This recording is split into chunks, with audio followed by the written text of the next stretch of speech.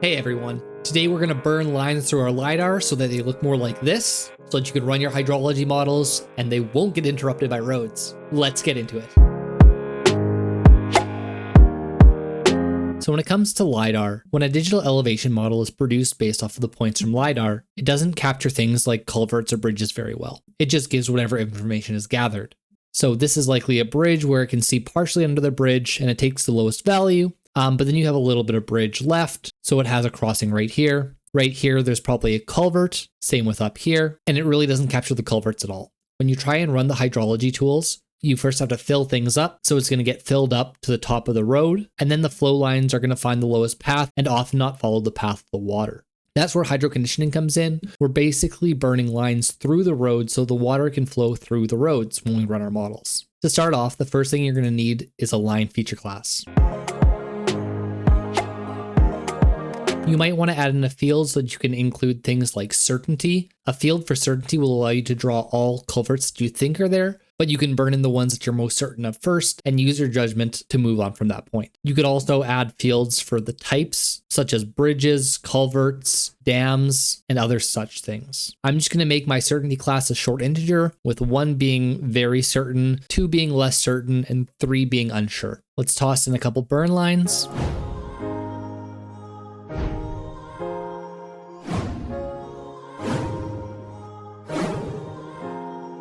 All right, so I've mapped out some culverts in this small little area, and I've organized them into uncertainty level 1, 2, and 3. I could burn in individual ones, but let's just burn them all in now. And the first thing that I do is I just buffer my lines. The reason I started buffering is because I often start with RM culvert inventories, and RM culvert inventories are from point of the culvert to the other point of the culvert usually, meaning they don't give a lot of tolerance. And if you buffer them, you get a little extra area on either sides that extends a little bit further. So instead of being from here to here, it'll buffer out a little bit wider and get into the deeper areas, which will help reduce the fill. I'm going to always make sure that I have the round end type so it does extend beyond the line. And then I'm going to run buffer. Now that we have our burn buffer, we might want to create a field that will define how deep we want these burns to go. Let's create a short data type field called depth, and then we can use calculate field with depth equals 5, and now we have that field calculated. Now we can use the polygon to raster tool, input our burn buffer, and change our value field to depth.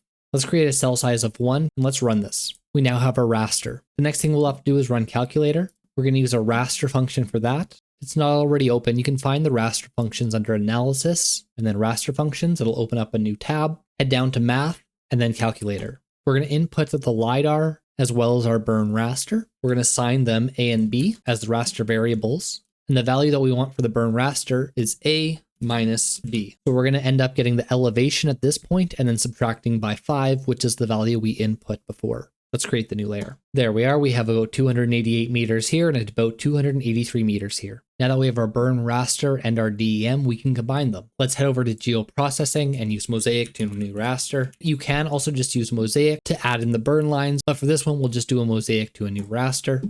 You're going to have to add in your DEM as well as your burn raster. Choose where you want it to save. Put in a raster name, but I find that adding an extension just names it. The extension is really weird, so I just put in burn 1 and it works for me. Put in your spatial reference. We're going to use 32-bit float. Our cell size is 1. We only have 1 band. Because I want the burn raster to burn over top of the DEM, I'm going to choose last because it's the last raster and I want it to be on top. If burn raster was listed first, then I would select first. And if you do have a bunch of rasters you want to burn into a DEM, you can burn a bunch in at once as well. Let's run this. I ran mosaic to raster and it did not work well. I selected the wrong DEM and I selected the wrong raster to burn. So let's use our original DEM and the calculator burn raster. And there we have it. Our raster is now burned in. If it looks really deep, that's because it is, but that's okay because we fill it in later. So that's really how you burn in lines. You can also do the opposite if you want to add height and make walls. Just when you run calculator, instead of subtracting, you'll be adding. And that brings me to the next part, and that's just finding those damming areas where water builds up. If you head back over to raster functions, you can go into hydrology and use the fill tool. Let's run fill on our burned raster and not set a Z limit. Looking at what fill has done, it's filled in our overly deep lines, so they are now the same level as the water around it. That being said, in areas where it hasn't been burned yet, it'll have backed up. Such as in this area right here, it's filled up to where it spills over the road. We're going to head back over to the math raster functions and use calculator again. Let's add in our DEM and our filled DEM with raster variables A and B. and just run A minus B. We can now see the areas that were filled in. The next tool that I use is I head back over to geoprocessing and I run reclassify, the spatial analyst tool. For some reason, if you input the raster right away, it changes this table, which I don't want. So let's go back into it. So now we can start assigning values. This will all make more sense in a second.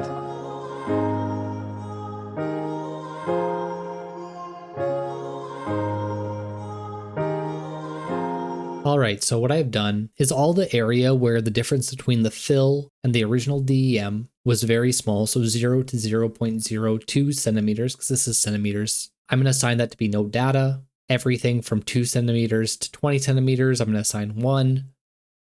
20 centimeters to 40 centimeters, 2, and so forth, all the way up to 10, because I know that I max out at 7.5. And then I'm going to input my raster and base it off of the value field, and I'm going to run it. Looking at this reclassify, I realized I made a bit of a mistake. I forgot that this LiDAR that I'm using is really weird. It's got tons of little triangles and weird stuff everywhere. So yeah, the LiDAR looks like this.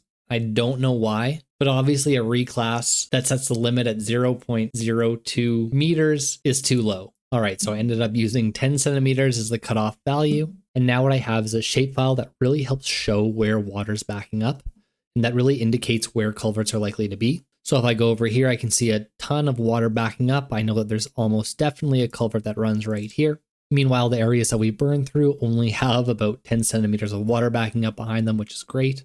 And using this feature class that I call spill is just a nice tool to use when drawing culverts. And what you're really going to end up doing when you're hydroconditioning is drawing in lines, burning them into the raster, rerunning the spill, and then checking to see where water builds up to see if there are more culverts. There are going to be some areas that remain because not everywhere has a culvert. But really how you want to hydrocondition is fully up to you. This has been the basics of hydroconditioning. My next video will be how to turn culvert inventories into lines, whether they just have X and Y coordinates, if they have inventory numbers or if they don't, or if they only have direction. We'll go through a couple different scenarios to hopefully save you lots of time. If you like this video, please hit that like button, subscribe if you haven't already, and I'll see you in the next video.